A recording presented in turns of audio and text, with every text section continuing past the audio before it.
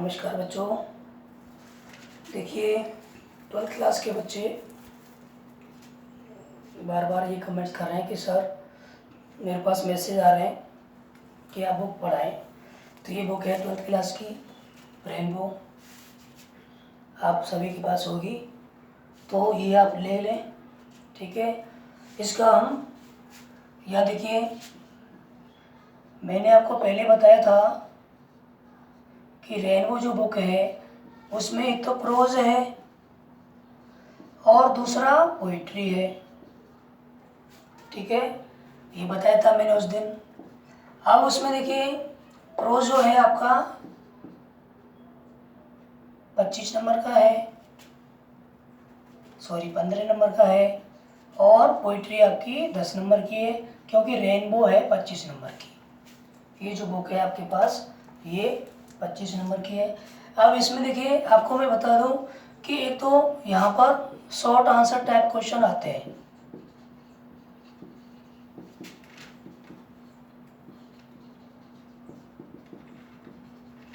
Short answer type questions आते हैं, 2-2 number के 4 प्रश्न होते हैं, और 4 शॉर्ट आंसर टाइप क्वेश्चन और एक 1 लॉन्ग आंसर टाइप क्वेश्चन आता है। आउट ऑफ 5 होते हैं ये, और आउट ऑफ 2 ये होता है 1 long answer type question.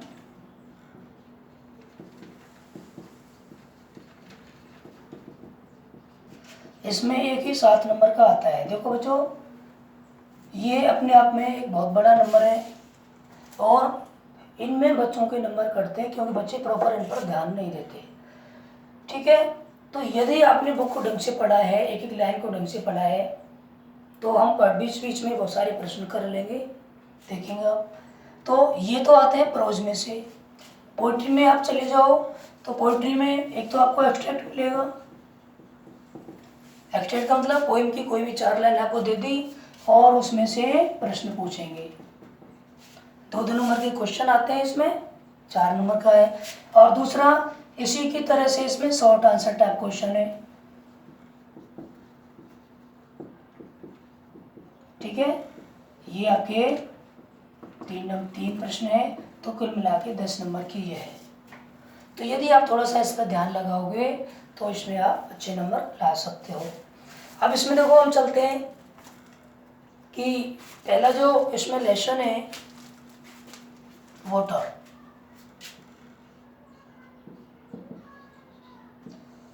Water जो लेसन है ये बहुत ही महत्वपूर्ण है, क्योंकि आप देखो कि आज के समय में पानी की कमी होती जा रही है।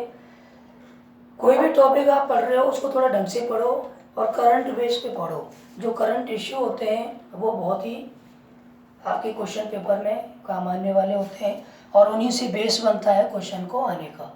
ठीक है, तो यहाँ ध्यान रखें कि वाटर जो लेसन है उसमें आपको थोड़ा सा पढ़ना है। क्या पढ़ना है कि इसमें वाटर का एक तो इम्पोर्टेंस दिया है। ठीक है, पानी का महत्व इसमें बहुत अच्छी तरह से समझाया गया है। दूसरा इसमें पानी की जो वेस्टेज हो रही है उसको रोकने के उपाय इसमें बताए गए हैं। ठीक है, तो आप थोड़ा सा बुक निकाल के मेरे साथ देखें। यहाँ पर एक एक लाइन में आपको बताता चलूँगा, कठिन वर्ड जो आएंगे उनको भी हम समझेंगे।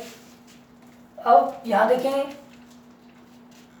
कि पहली लाइन है, देखिए कि man has through the ages sought in vain for.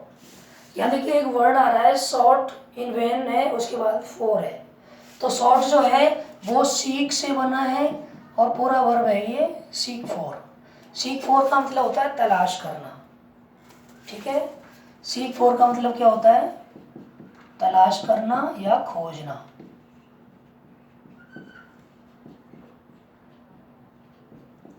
और इनके बीच में वो ऑब्जेक्ट आ गया है, इसलिए वो अलग अलग लग रहे हैं। सीक फॉर है और इसकी सेकंड फॉर्म आ गई सॉट फॉर। ठीक है, पहली बात तो ये समझ लें। दूसरा थ्रू द एजेस, एज अगर अकेला आ रहा है तो उम्र है, और एजेस लगा दें तो इसका मतलब युग आ जाएगा। ठीक है, एज अकेली है तो उम्र, और एस लगा दें तो युग। युग मतलब बहुत सारे वर्ष बीतने पर, ठीक है, बहुत सारे वर्ष हो जाते हैं, एक युग हो जाता है, ठीक है। तो 100 वर्ष का आप जानते हो शताब्दी होती है, तो कई शताब्दी बीत जाती हैं, इस तरह से युग बनता है। तो यहाँ देखो थ्रू द युग, थ्रू द एजेस, क्या है, थ्रू द एजेस। तो थ्रू द एजेस का मतलब हो जाएगा युगों युगों से, क्या मतलब आ जाएगा, युगों युगों से। तो man has through the ages sought, आदमी ने युगों युगों से, इन वैन, इन वैन का मतलब होता है व्यर्थ में, ठीक है, सेंसलेस। क्या कहेंगे हम, आदमी ने व्यर्थ में ही युगों युगों से ढूंढा। अब यहाँ देखो हैज सॉट आ रहा है, हैज और आ रहा है इसमें, हैज सॉट फॉर, ढूंढ लिया है, ठीक है, ढूंढ लिया है। टेंस में आपको मैं बताऊंगा कि जो प्रेजेंट परफेक्ट टेंस होता है उसकी सहायक क्रिया हैज या हैव होती है, आपको पता है, ठीक है। और उसके साथ क्या आती है, वर्ब की थर्ड फॉर्म। इसमें काम पूरा हो जाता है, और पूरा होने के साथ साथ ये भी हमें ध्यान रखना है कि इसका उसका प्रभाव वर्तमान पर भी होता है। प्रेजेंट परफेक्ट में जो काम पूरा होता है उसका प्रभाव वर्तमान पर भी होता है, हमें ये दिमाग में रखना है। जबकि पास्ट इंडेफिनिट में जो काम होता है वो पास्ट में हुआ और पास्ट में खत्म हो जाता है, लेकिन प्रेजेंट परफेक्ट में जो काम पूरा हुआ वो उसका प्रभाव वर्तमान में भी है। जैसे मैंने खाना खा लिया है, मैं कहूँ मैंने खाना खा लिया है, तो आई हैव ईटन फूड, या I had food, I had lunch. ध्यान रखना हैव जो वर्ब है वो खाने के लिए भी होती है। मैंने अपना लंच ले लिया तो आई हैव लंच, ठीक है। तो हैव खाने के लिए भी आती है, हैव भी लगा सकते हो आप। तो यहाँ देखो जैसे मैं कहूँ कि मैंने खाना खा लिया है, आई हैव लंच, ठीक है। तो इसका प्रभाव यानी कि मेरा पेट अभी भी भरा हुआ है, मैं अब नहीं खा सकता, इसका मतलब ये है। तो यहाँ देखो है सौ, ढूंढ लिया है, आदमी ने व्यर्थ में ही युगों युगों से खोजा है। एन इमेजिनरी, इमेजिनरी होता है काल्पनिक, ठीक है, इमेजिनरी काल्पनिक। एलिक्सिर का मतलब है अमृत, क्या मतलब है, अमृत।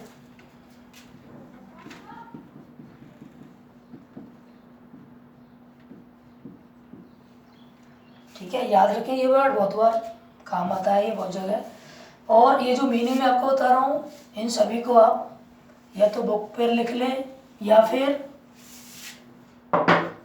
अपनी कॉपी में नोट करते चलें, क्योंकि हम जब प्रश्नों के आंसर पढ़ेंगे तो ये सारे वर्ड हमें काम में लेने हैं, काम आते हैं। मीनिंग अलग से आपको नहीं रटनी, जो यहाँ बुक में आ रही है उनको आप याद करें, उसी से आपकी बहुत अच्छी डिक्शनरी हो जाएगी, ठीक है। तो पूरी लाइन को एक साथ पढ़ें। और यहाँ देखो ये कोमा से जुड़ा हुआ है, कई सारे फ्रेजेस इसमें हैं, कई सारे इसमें देखो क्लॉजेस जुड़े हुए हैं कि man has through the ages sought and vain, आदमी ने व्यर्थ में ही युगों युगों से खोजा है एन इमेजिनरी एलिक्सी ऑफ लाइफ, जीवन का एक काल्पनिक अमृत।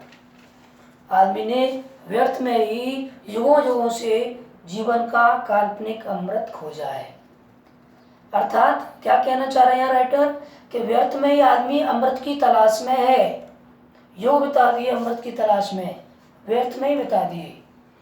द डिवाइन अमृत, वो दैवीय अमृत, डिवाइन का मतलब होता है दैवीय, क्या मतलब है, दैवीय।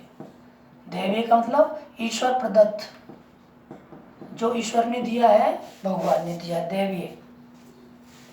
वो दैवीय अमृत ड्रॉट, ड्रॉट का मतलब होता है,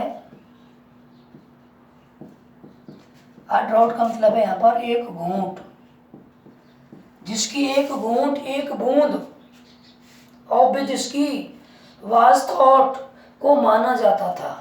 यहाँ देखो क्या है, वाज थॉट, थॉट की बेस फॉर्म क्या है, थिंक, और वाज के साथ जब थर्ड फॉर्म आती है तो कौन सी फॉर्म होती है, पैसिव फॉर्म होती है, ठीक है। तो द डिवाइन अमृत, वो देवी अमृत, थॉट ऑफ विच, जिसकी एक बूंद, वाज थॉट को माना जाता था, या ठीक है माना जाता था। टू कन्फेर, कन्फेर होता है प्रदान करना, प्रदान करना, देना, जिसको माना जाता है देना, इमोर्टलिटी, अमरता, इमोर्टिलिटी क्या वर्ड है? इमोर्टिलिटी।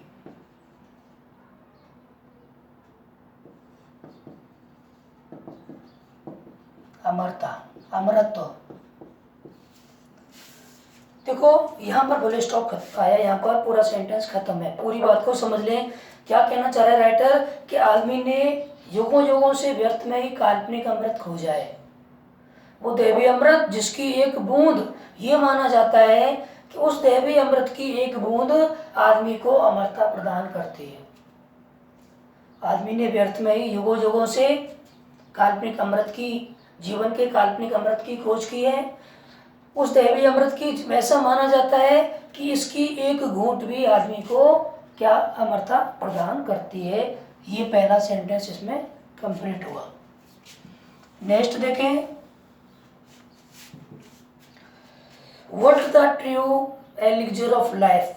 व्हाट किंतु, ट्रू वास्तविक, सच्चा, असली, एलिक्सिर अमृत ऑफ लाइफ जीवन का, लाइज, लाई, लाई का मतलब पड़ा होना, यहाँ पड़ा हुआ है अर्थात है, रहता है, नियर पास में, टू अवर हैंड्स हमारे हाथों के।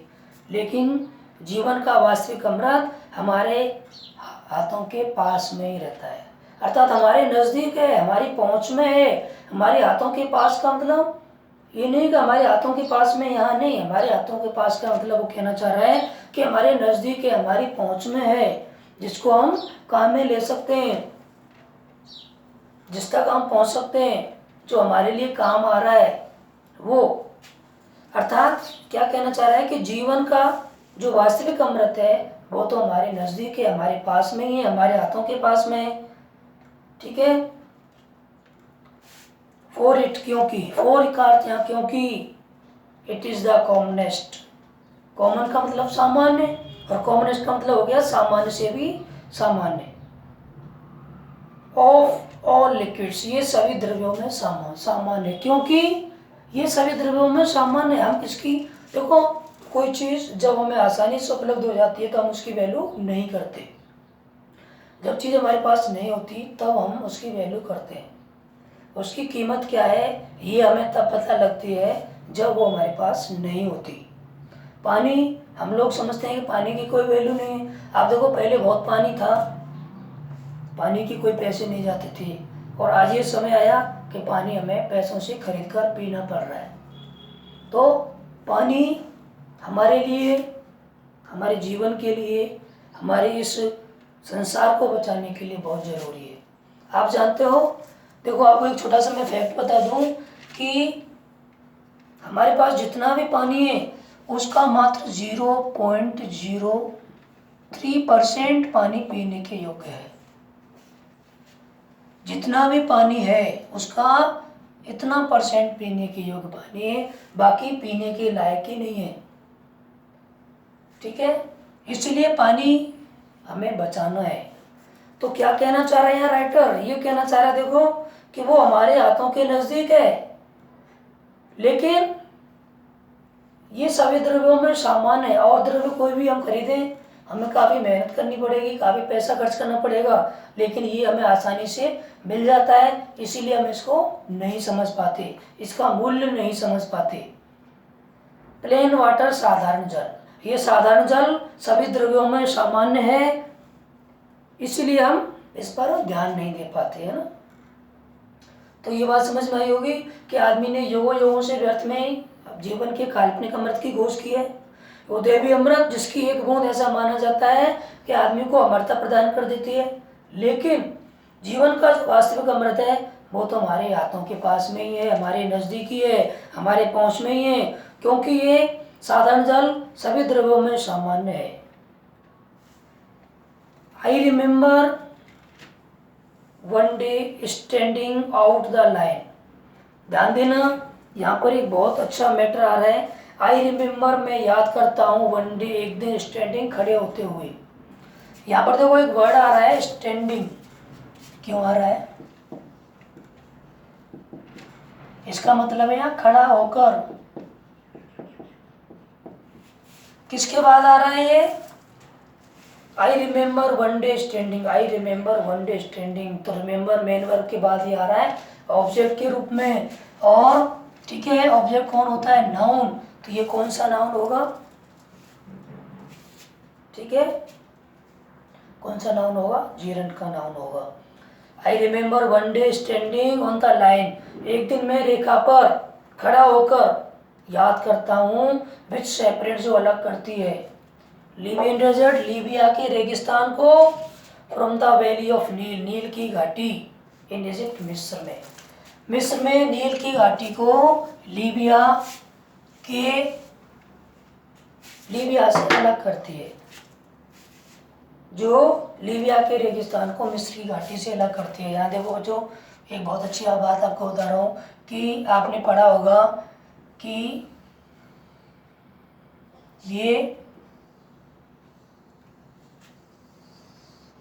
यदि आपने पढ़ा हो तो ये अफ्रीका महाद्वीप है।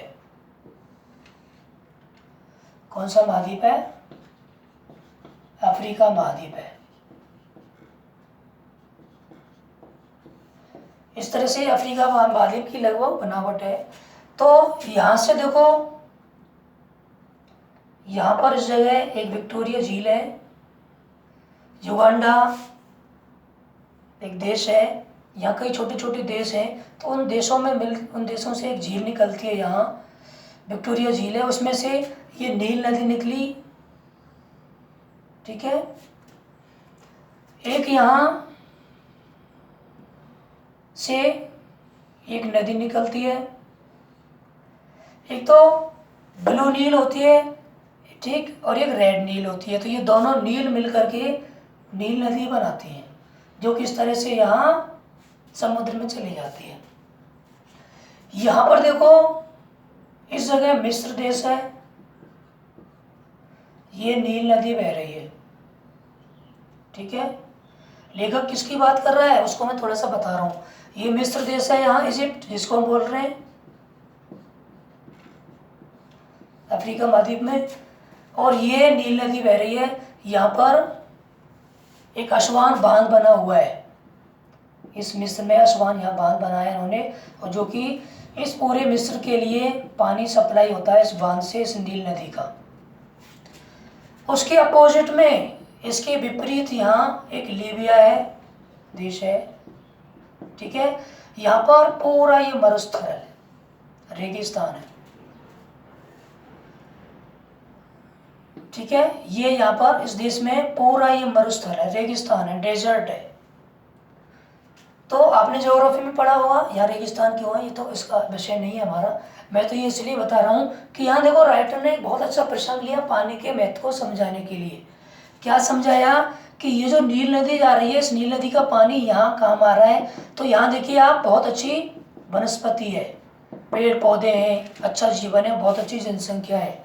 जबकि आप इधर देखें तो यहाँ रेगिस्तान है। रेगिस्तान में आप जानते हो क्या है? रेगिस्तान में क्या होता है? रेती रेत है। तो वो ये कहना चाह रहा है कि एक तरफ तो नील नदी के वो यहाँ पर मान लो खड़ा है राइटर,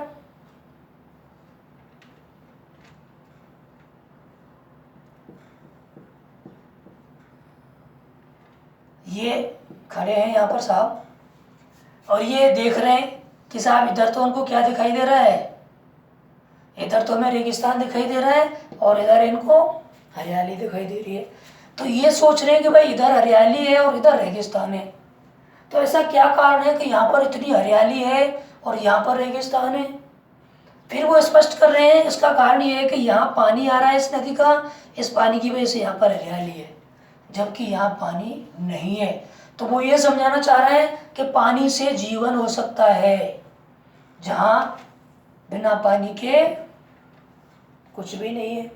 तो ये अंतर, यहाँ पर एक अंतर दिखा रहा है कि पानी का कितना बड़ा महत्व है। ठीक है, तो वो क्या कह रहा है कि एक दिन जब मैं जो लाइन थी उस लाइन पर खड़ा था, कहाँ? लीबिया के रेगिस्तान और मिस्र की नील घाटी। यहाँ पर देखो एक घाटी बन गई, जो नदी बह रही है, तो इसके साइड में इधर यहाँ एक घाटी बन गई जिससे पानी इधर जाता है, जो कि लीबिया के रेगिस्तान को from the valley of Nile in Egypt मिस्र में नील नदी की घाटी को अलग करती है। एक दिन वो यह खड़ा है और वो सोचता है। वन साइड वाज विजिबल, एक तरफ, वन साइड वाज विजिबल, एक तरफ, वन साइड का मतलब एक तरफ, वाज था, विजिबल का मतलब दिखाई देने वाला, दृश्यमान, एक तरफ दिखाई दिया था। A sea of blowing sand, sea of blowing sand, sea समुद्र, ब्लोइंग सैंड ऊपर उड़ता हुआ, यानी कि ऊपर बादलों की शक्ल में उड़ता हुआ, एक तरफ ऊपर बादलों की शक्ल में उड़ता हुआ रेत का आसमान था, एक तरफ तो बादलों की शक्ल में ऊपर उड़ता हुआ रेत का क्या था, सीधा समुद्र था, एक तरफ तो ऊपर उड़ता हुआ रेत का समुद्र था। Without a speak of green, speak, speak का मतलब है कण, एक भी कण। देखो ब्लोइंग का यदि हम शाब्दिक अर्थ लें तो ब्लोइंग का शाब्दिक अर्थ लहराना है, यहां मैं लिख देता हूं। ये जो वर्ड है यहाँ पर क्या अर्थ आ रहा है इसका, लहराना। एक तरफ तो रेत का समुद्र लहरा रहा है, ठीक है, और जबकि दूसरी तरफ क्या है, एक भी कण नहीं है, स्पीक कण, एक भी क्या नहीं है, एक भी कण या एक भी धब्बा या एक भी निशान दिखाई नहीं देता। ऑफ ग्रीन, हरा, हरा एक भी कण दिखाई नहीं देता। विदाउट अ, देखो रेत का ऊपर उठता हुआ समुद्र है, विदाउट स्पीक, ठीक है, और ग्रीन, हरियाली के एक भी कण के बिना, और अ सिंगल लिविंग थिंग, और एकमात्र जीवन के बिना, यानी कि यहाँ ना तो कोई जीवन है ना ही कोई हरियाली का कोई एक भी निशान है, केवल क्या है, रेत का समुद्र ऊपर उड़ रहा है, ठीक है। एनीवेयर विजिबल ऑन इट, इसके ऊपर कहीं भी दिखाई नहीं देता। क्या कह रहा राइटर कि एक तरफ तो बिना हरियाली के एक भी निशान के, बिना जीवन के, केवल रेत का समुद्र ऊपर लहरा रहा है, ऊपर उड़ रहा है।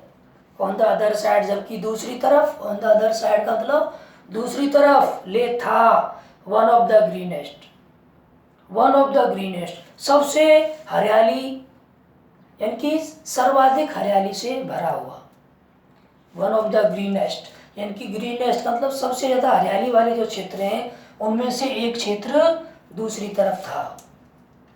मोस्ट फर्टाइल, अत्यधिक उपजाऊ, पानी नदी का आ रहा है, अत्यधिक हरियाली वाला क्षेत्र है, और अत्यधिक क्या है, उपजाऊ है। फर्टाइल का मतलब उपजाऊ,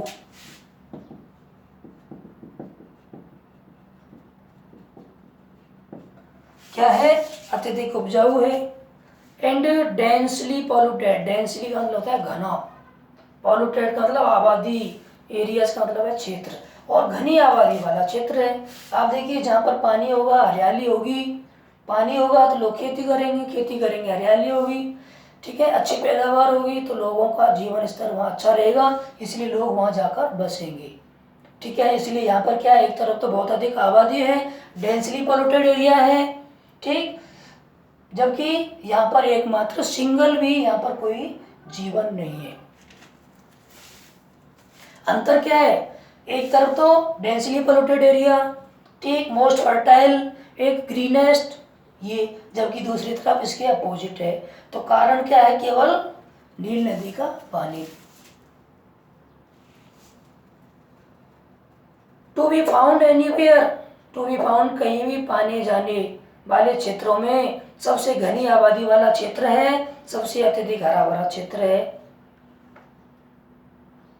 ऑन द अर्थ, पृथ्वी पर, पृथ्वी पर कहीं भी पाए जाने वाले क्षेत्रों में से एक तरफ सबसे घनी आबादी वाला क्षेत्र है, सबसे अधिक उपजाऊ मिट्टी वाला क्षेत्र है, और सबसे अधिक यहाँ पर क्या है, हरियाली वाला क्षेत्र है।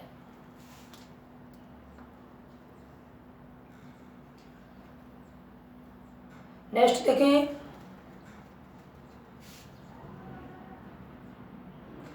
टीमिंग, टीमिंग का मतलब है भरा हुआ,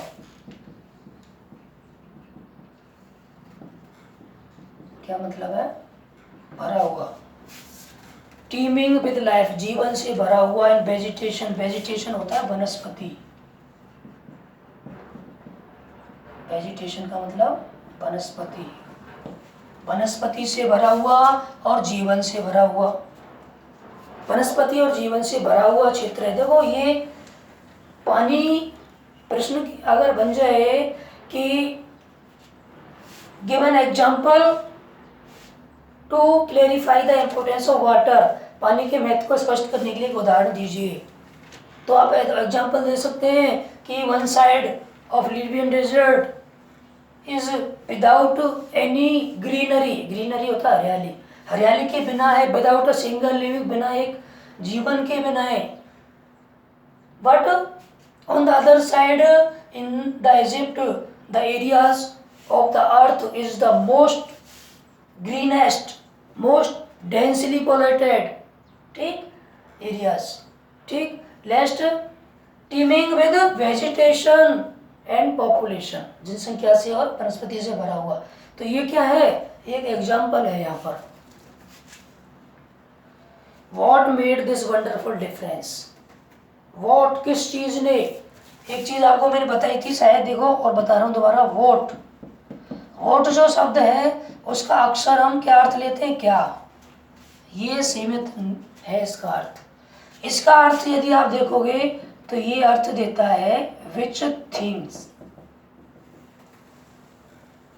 कौन सी वस्तु, कौन सा विचार, कौन सा मत, कौन सी राय, ये विच थिंग का अर्थ देता है वॉट। तो यहाँ क्या आ रहा है, वॉट, कौन सी चीज, मेड ने किया, कौन सी चीज ने किया, दिस ये है, वंडरफुल का मतलब आश्चर्यजनक, डिफरेंस अंतर, ये आश्चर्यजनक अंतर कौन सी चीज ने किया, किस चीज ने किया, किस वस्तु ने किया, किस कारण से हुआ, वाई, क्यों, इट इज, क्यों ऐसा हुआ, it is the water of the river नाल, ये नील नदी का पानी है, क्या है, नील नदी का पानी है, फ्लोइंग, बहता हुआ, डाउन, जो बहती हुई जाती है, टू द मेडिटेरियन, मेडिटेरियन भूमध्य सागर की तरफ, ये इस तरह से यहाँ भूमध्य सागर है,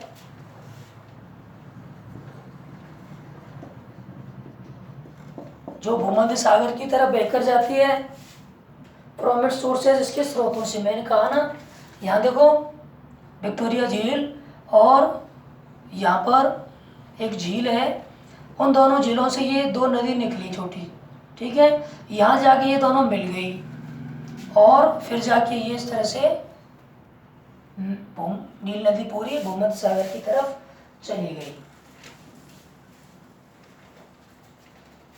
देखें, अपने स्रोतों से निकलकर couple of thousand of mile away, ये भूमध्य सागर की तरफ चली गई अपने स्रोतों से निकलकर। A couple of thousand, couple of thousand का मतलब 2000, कपल थाउजेंड, थाउजेंड का मतलब हजार, कपल है तो जो क्या हो गया 2000 मील दूर, ये अपने स्रोतों से निकलकर 2000 मील दूर भूमध्य सागर की तरफ चली गई। ये इसका मेन कारण है इन दोनों स्थानों में अंतर का। जियोलॉजिस्ट, भूविज्ञानी, टेल्स अस, भूविज्ञानी टेल अस, हमें बताते हैं, दैट द इंटायर सॉल की संपूर्ण मिट्टी, ऑफ द नील वैली, नील घाटी की, is the creation of the river itself, स्वयं नदी का सृजन है। क्रिएशन का मतलब होता है सृजन या निर्माण, स्वयं नदी का निर्माण है। जो भूविज्ञानी है वो ये बता रहे हैं कि जो समस्त मिट्टी है नील नदी की, नील घाटी की, यानी कि नील का जो क्षेत्र है ये नील घाटी है या नील घाटी कहलाता है। देखिए आपने पढ़ा होगा कि जैसे नदी बहती है तो वो अपने साथ सिल्ट्स ले जाती है, अवसाद ले जाती है, और उनको फिर जैसे जैसे उसमें अवरोध आते हैं कभी कभी वो उनको छोड़ती हुई चलती है, तो वो जलोढ़ मिट्टी कहलाती है, बहुत उपजाऊ होती है वो, ठीक है। तो वो जो मिट्टी होती है वो उनको वहाँ छोड़ जाती है, तो इस वजह से वहाँ पर उस घाटी का निर्माण स्वयं नील नदी ने किया, ये भूविज्ञानी बताते हैं।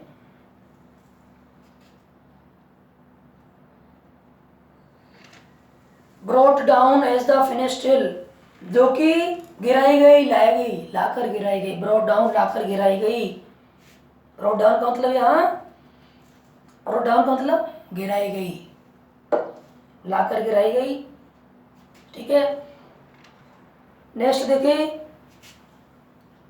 एज द फिनेस्ड शिल्ड, फिनेस्ड का मतलब बारीक, बारीक से बारीक, शिल्ड का मतलब मिट्टी के बारीक कण, जैसे इसको आप कह सकते हैं शिल्ड को गाद।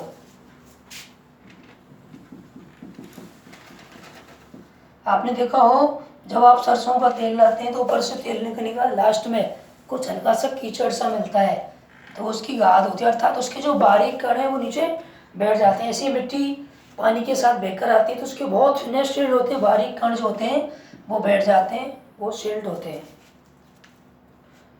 बारीक कण of the Nile waters, Nile के पानी। हाँ, finest silt in its flood waters, उसका जो बाढ़ का पानी है, उसके बाढ़ के पानी के जो बारीक कण हैं वो वहाँ लाकर गिराए जाते हैं, वहाँ लाकर जमा कर दिए गए। From the highland of Abyssinia, highland का मतलब उच्च भूमि,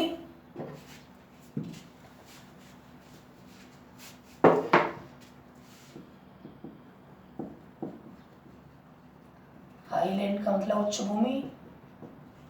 फ्रॉम अबिसिनिया, यहाँ अबिसिनिया एक देश है, अबिसिनिया से, and from remote central Africa, remote का मतलब दूरस्थ, सेंट्रल मतलब मध्य, यहाँ दूरस्थ मध्य जो इलाका है इस इलाके से भी, मध्य अफ्रीका से भी इसमें मिट्टी बहकर जा रही है।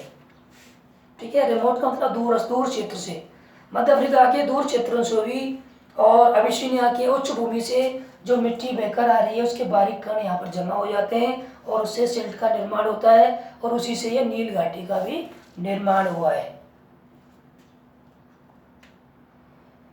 ठीक, नेक्स्ट देखें, and let down, let down मतलब जमा कर दी गई, थ्रू द एजेस, युगों युगों से, in the trough through which, trough का मतलब गर्तों में, जो यहाँ पर गड्ढे बने हुए थे युगों युगों से वो मिट्टी ला करके उन गर्तों में जमा होती चली गई। विच नील फ्लोज, जिनमें होकर नील बहती है, इनटू द सी, समुद्र में। इन गड्ढों में से जो नील नदी बह रही है उनमें वो मिट्टी जमा होती चली गई। इजिप्ट, मिस्र, इनफैक्ट वास्तव में was made by it's river, स्वयं नदी के द्वारा बनाया गया था। मिस्र जो देश है वो इस नदी के द्वारा ही बना। जब पानी किस तरह से यहाँ पर आवक हुई तो यहाँ पानी के हिसाब से लोग बसे। इट्स एंशिएंट सिविलाइजेशन, इसकी प्राचीन सभ्यता, सिविलाइजेशन का मतलब सभ्यता, एंशिएंट का मतलब प्राचीन, इट्स का मतलब इसकी प्राचीन सभ्यता वाज क्रिएटेड, बनाई गई थी, पैसिव में है। इट्स एंशिएंट सिविलाइजेशन, ध्यान देना सब्जेक्ट हो गया, इसकी प्राचीन सभ्यता वाज क्रिएटेड, बनाई गई थी, पैसिव में है। मैंने कहा सब्जेक्ट काम नहीं कर रहा है तो कैसा आएगा, पैसिव फॉर्म, बनाई गई थी। एंड इट्स सब्सटेंट, और इसको बनाए रखा गया, by the life giving waters, जीवन दायिनी जल के द्वारा, अर्थात लाइफ गिविंग वाटर्स का मतलब यहाँ नील नदी का पानी जो इसके लिए जीवन दे रहा है। तो नील नदी के पानी, जीवन दायिनी पानी के द्वारा इसको बनाकर रखा गया। यानी कि जो सभ्यता यहाँ विकसित हुई, अर्थात लोगों ने यहाँ रहना शुरू किया, ठीक है, तो जीवन उसका इस नील नदी के द्वारा ही बनाए रखा गया। सस्टेन का मतलब होता है बनाए रखना, कायम रखना। Which come down year after year, जो बरसों से बहती आई, जो बरसों से बह रही है। विद अनफॉलिंग रेगुलरिटी, अनफॉलिंग का मतलब होता है अचूक, बिना चूक किए या स्थिर, रेगुलरिटी का मतलब नियमितता, बिना चूक किए नियमितता के साथ जो बरसों बरसों से बह रही है।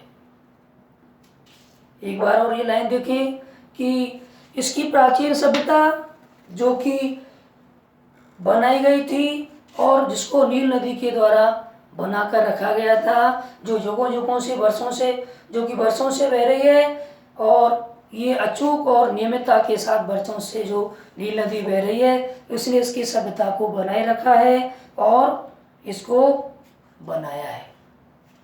तो यहाँ तक आप देख लें, थोड़ा सा हम पढ़ पाएँ।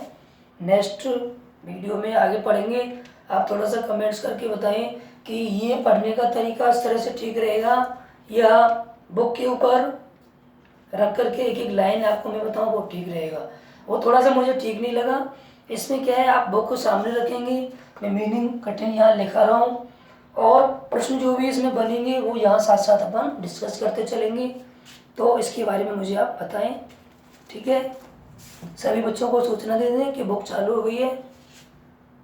शेयर करें वीडियो को, सब्सक्राइब करें चैनल और कमेंट्स करके बताएं। Thank you.